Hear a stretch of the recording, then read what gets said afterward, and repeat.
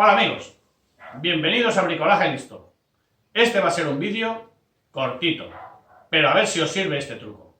¿De acuerdo? Pues vamos allá. ¡Dentro vídeo! Bien, pues aquí tenemos nuestro super palé de 1,75 m aproximadamente, 1,15 de ancho, y vamos a desmontarlo. Ahora veréis qué sistema tengo yo para desmontar los palés. Bien.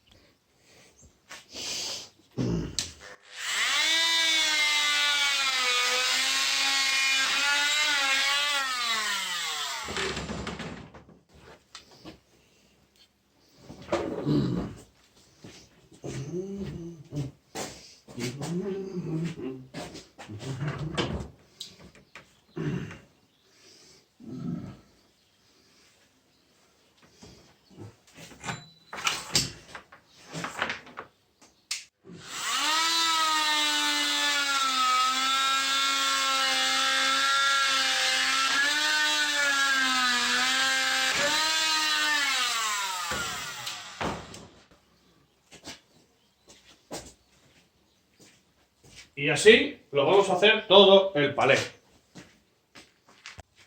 Bien amigos, pues ya habéis visto cómo se desmonta un palé de madera laminada.